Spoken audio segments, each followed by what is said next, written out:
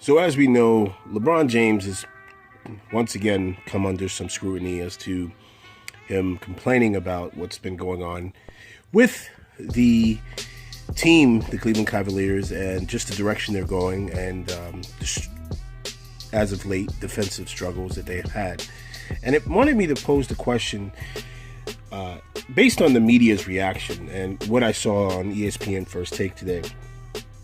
Has LeBron James brought all of this on himself?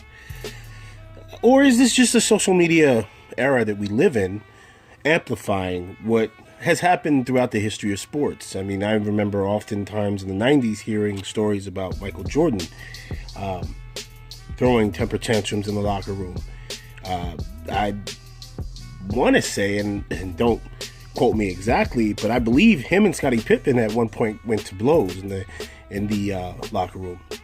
So it's not unlike professional athletes to take, and this is one of the reasons why they are professional athletes. They take this very personally. This is their life. They live, breathe, and eat the sports that they play. This is why they are labeled professionals.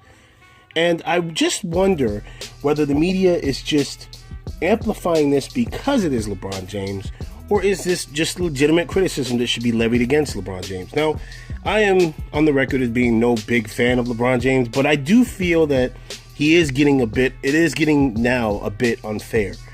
I believe that, listen, LeBron James, like Stephen A. Smith said today, likes to control the narrative. But what team captain on any sport, in any level, does not like to control the narrative of his team? That's what makes him the team captain. That's what makes him the guy, the highest paid guy on the roster.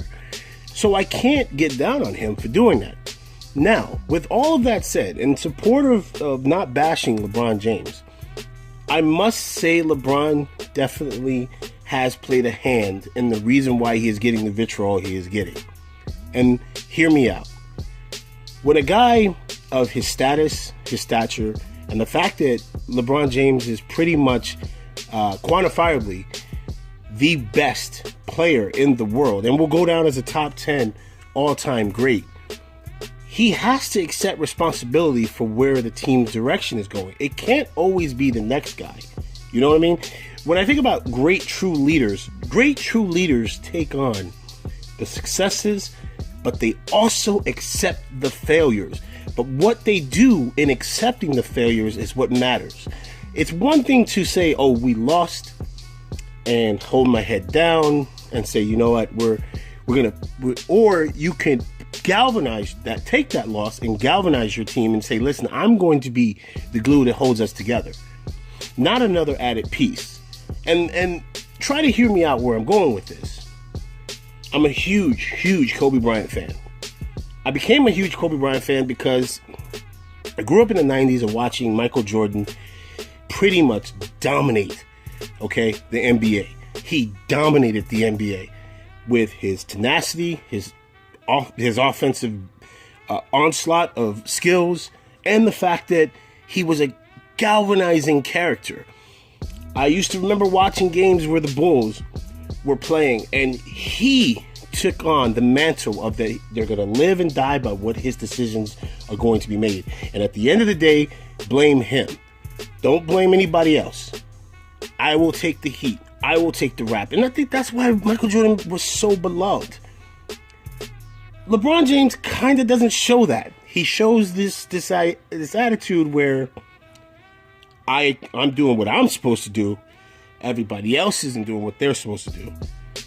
And I think that is why it feeds into, like they say, the LeBron haters, and how LeBron James, they question his legacy and his heart and his ability to withstand mental pressure, which I don't understand how you can question a professional athlete's mental pressure, ability to become a professional alone, tantamounts to you having the ability to take on mental pressure. But I just feel that LeBron James could clear up a lot of his issues if he would just posture the way he postures in victory, posture that way in defeat, posture that way when you're going through struggles. Don't hold your head down. Don't sit there and say what this person is doing and that person is doing, because what ends up happening is you being considered arguably the greatest player on the planet, you're now considered the cancer and the disease, not the guy who's holding down a flailing team. Lots of superstars go through trying times, LeBron James.